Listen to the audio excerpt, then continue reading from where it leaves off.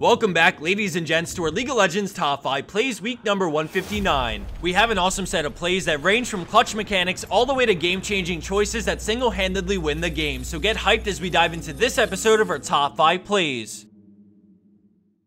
Kickstarting this episode off, we have a short outplay by Phantomless on Zed. At the start, we see the enemy Lux land a binding, but she gets scared off by the threat of Zed swapping into his ultimate and backs off. We see the pony moving in with his ult, but Zed outplays and swaps with the shadow straight into his ultimate to negate the damage from devastating charge. He then backs off as Cho'Gath comes in with Rupture as the tower, Deathmark, and Shurikens finish him off for the kill.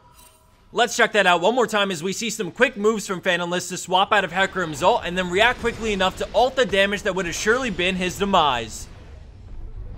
Coming in at our number 4 play, we have Poppy Swappy with a huge play on support Alistar. At the start, we notice a few things. Blue team is down on gold, and with their jungler dead and a Teemo on the enemy team, the majority of his team decide to give up Baron. But not this bull. He sees them doing Baron with a ward and decides to move in, but LeBlanc gets the jump on him, landing most of her combo, but he unexpectedly turns around with a beautiful WQ combo and Ignite, turning the tables for the kill. The enemy team springs into action as he waits as long as he can before popping his ultimate to bait massive cooldowns as his team comes running in with Sivir. An amazing 3-man Pulverize sets his team up for an easy teamfight, and with barely any cooldowns left, the enemy team gets crushed in a matter of seconds. In addition to knowing his champion's limits, what makes this play extraordinary is that he, out of everyone on his team, fearlessly made a play to stop the free Baron while picking up a solo kill. He went through a field that could have been laced with mushrooms, got a kill, ate a ton of cooldowns up, and it pays off as they get Baron now and win the game shortly after.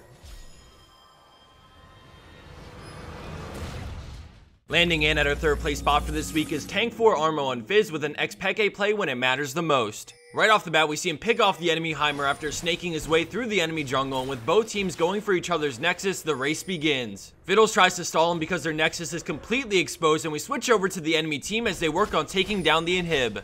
Going back to Fizz now, we see Fiddle start up his ultimate as he E's preemptively to get out of range of Fear. He gets in a Lich Bane auto attack before the Fear goes off as he gets shredded by Crowstorm, but manages to Zhonya's right before his Guardian Angel goes off, allowing his E to come back up as he gets in more auto attacks before going down. We go back to his base as we see Blue team trying their very best to minimize damage, and then we go back to Fizz one last time to see another playful / trickster give him the gap he needs to close out the game right before Red team takes the win.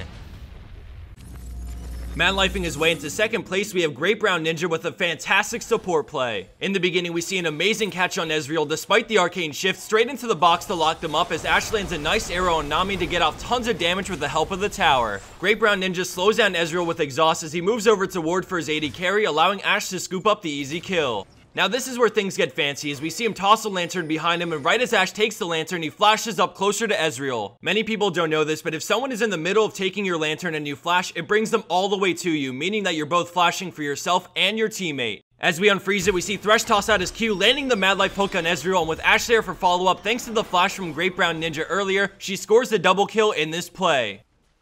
And for our number 1 pro play for this week, we have Evil Onion on Sivir, and I wanted to give a huge shout out to her support in this play for making it happen. As they push the tier 2 tower in bot lane, we see Pantheon come crashing down as they use Sivir's ultimate to run in between the 2 towers. By now we start to see more enemy players headed their way, so they back off and start clearing the wave as Blitzcrank comes wobbling in, going straight after Sivir. With perfect timing, she spell shields the knockup from his E, and now we look at Thresh to see a godly flay to shut down Pantheon mid-air. Sivir kites back through the box, and as they all close in on her for the kill, we see Thresh slip out and use his lantern, which shields her on her way out, allowing her to survive. Pantheon flashes to try and spear, but she's just out of range, and then we see Thresh turn, risking his life for the flay. Then we see a great dodge on the hook from Blitzcrank as Thresh runs up to the wall, flashing over it straight into Lucian, but he mans up and actually turns with his Q, landing it as the fight erupts. As the rest of this plays on, we see Red team come out victorious and pick up quite a few more kills, resulting in the end at a 2-for-0 exchange despite the play starting out horrendously. Again, I wanted to give a huge shout out to Major Duty on Thresh for making this play happen. Although the graphic in this play read Sivir's name because she submitted the play, they both deserve an equal amount of credit for synergizing so well with each other and using teamwork to turn a grim situation into a benefiting play.